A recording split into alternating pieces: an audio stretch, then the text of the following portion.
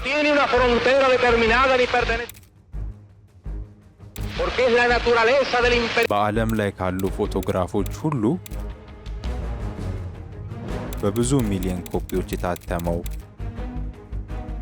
በቲሸርቶች በባንዲራዎችና በግድግዳዎች ላይ የሚታየው ይህ ፊት የማን እንደሆነ ታውቃላችሁ? ብዙዎች እንደ ፋሽን ያደርጉታል፣ ሌሎች ደግሞ እንደ ቅዱስ ይመለከቱታል፣ ጠላቶቹ ደግሞ እንደ ጨካኝ ገዳይ ይፈሩታል። እርሱ ግን አርጀንቲናዊ ዶክተር ነበር። ሕይወቱን በምቾት መምራት ይችል የነበረ ባለሀብት። ነገር ግን በሞተር ሳይክል ያደረገው አንድ ጉዞ ሕይወቱን ብቻ ሳይሆን መላ ዓለሙን ቀየረው። ነጩን የዶክተር ጋውን አውልቆ ጠመንጃ አንግቶ ጫካ የገባውና እስከ ድል ድረስ ለዘላለም ሃስታ ላ ቪክቶሪያ ሲምፔሬ ብሎ የጮኸው ኤርኔስቶ ቼ ጉቬራ ዛሬ ከምስሉ ጀርባ ያለው እውነተኛ ሰው የኩባን አብዮት ሚስጥርና በቦሊቪያ በረሃ የፈሰሰውን ደም ታሪክ በጥልቀት እንመረምራለን። ኤርኔስቶ ጉቬራ የተወለደው በአርጀንቲና መካከለኛ ገቢ ካለው ቤተሰብ ሲሆን በጣም አደገኛ በሆነ የአስም በሽታ ይጠቃ ነበር። ግን ይህ በሽታ እሱ ለነጻነት ካለው ፍቅር ሊገታው አልቻለም። በ1952 ዓመተ ምህረት ከጓደኛው አልቤርቶ ግራናዶ ጋር በመሆን በአሮጌ ሞተር ሳይክል ደቡብ አሜሪካን ለማየት ጉዞ ጀመረ። ይህ ጉዞ ለቼ የአዲስ ምዕራፍ መክፈቻ ነበር። በጉዞ ላይ ያያቸው ማዕድን አውጪዎች፣ የተራቡ ሕፃናትና በለምጽ በሽታ ተለይተው የሚኖሩ ሰዎች በልብ ውስጥ ትልቅ ቁስል ፈጠሩ። ለእነዚህ ሰዎች መድኃኒት ማዘዝ ብቻውን በቂ አይደለም፣ መድኃኒቱ ፖለቲካዊ ለውጥና አብዮት ነው የሚል ጽኑ እምነት አደረበት። ዶክተር ኤርኔስቶ እዛው ላቲን አሜሪካ መንገዶች ላይ ሞተና አብዮተኛው ቼ ተወለደ። ቼ ወደ ሜክሲኮ ሲሄድ አንድ ወጣት የኩባ ጠበቃ አገኘ፣ ፊደል ካስትሮ።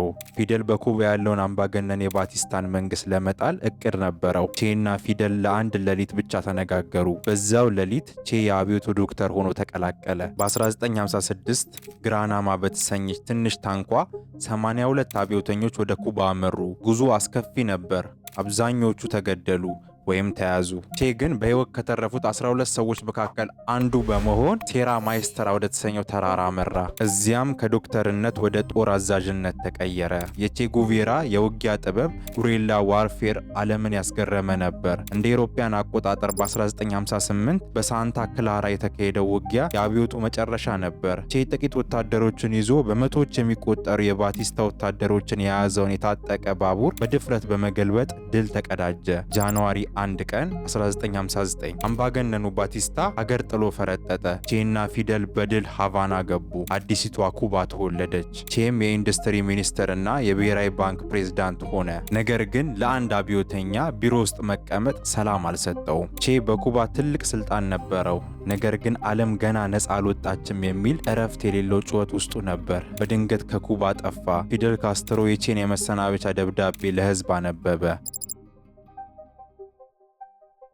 ቼ የኩባ ሚኒስተር ሆኖ ቢሮ ውስጥ መቀመጥ አልቻለም። የሰው ልጅ በጭቆና ስር ባለበት ቦታ ሁሉ የኔ መኖር አስፈላጊ ነው የሚል ጽኑ እምነት ነበረው። በ1965 ዓመተ ምህረት በድንገት ከኩባ ህዝብ አይን ተሰወረ። ፊደል ካስትሮ የቼን የመሰናበቻ ደብዳቤ ሲያነብ ዓለም በድንጋጤ ተዋጠ። ቼ የኩባን ዜግነት ማዕረግና ስልጣን ትቶ ወደ ቀጣይ ጉዞ አመራ። ቼ መጀመሪያ ያመራው ወደ አፍሪካ ነበር፣ ወደ ኮንጎ። እዚያም የአውሮፓን ተጽዕኖ ለመዋጋት ቢሞክርም በኮንጎ የነበረው ሁኔታ ግን እርሱ እንደጠበቀው አልነበረም። ውጊያው ሳይሳካ ቀርቶ በከፍተኛ ሐዘን ወደ ላቲን አሜሪካ ተመለሰ። ነገር ግን ተስፋ አልቆረጠም። በ1966 ዓመተ ምህረት ራሱን ደብቆ ጸጉሩን ተላጭቶና መነጽሩን አድርጎ በውሸት ፓስፖርት ወደ ቦሊቪያ ገባ። ዓላማው አንድ ነበር። በቦሊቪያ ጫካዎች ውስጥ አብዮት ቀስቅሶ መላው ላቲን አሜሪካን ነጻ የሚያወጣ ትልቅ ትግል ማስጀመር ነበር። ቼ ቦሊቪያ መግባቱን የአሜሪካ የስለላ ድርጅት ወይም ሲአይኤ ወዲያውኑ አወቀ። ለዋሽንግተን ቼ ጉቬራ በጣም አደገኛ ሰው ነበር። የእርሱ አብዮታዊ አስተሳሰብ በላቲን አሜሪካ እንዳይስፋፋ ማንኛውንም ዋጋ ለመክፈል ተዘጋጁ። ሲአይኤ የቦሊቪያ ወታደሮችን በልዩ ሁኔታ ማሰልጠን ጀመረ። የጫካ ውጊያ ስልቶችን አስተማራቸው። ቼ ግን በዚህ ጊዜ በከፍተኛ የአስም በሽታ እየተሰቃየ ነበር። መድኃኒቱ አለቀ፣ ምግቡ ተሟጠጠ፣ ከውጭ ዓለም ጋር የሚያደርገው ግንኙነት በሙሉ ተቋርጦ በቦሊቪያ ተራሮች ተከበበ። በቦሊቪያ የነበረው ትግል ቼ እንደጠበቀው ቀላል አልሆነም። የአካባቢው ገበሬዎች የቼን ዓላማ በደንብ አልተረዱትም ነበር። እንዲያውም አንዳንዶቹ ለወታደሮች መረጃ ይሰጡ ነበር። ቼና ጥቂት ታማኝ ተዋጊዎች ለወራት ሳይታጠቡ ሳይበሉና ሳይተኙ ተዋጉ።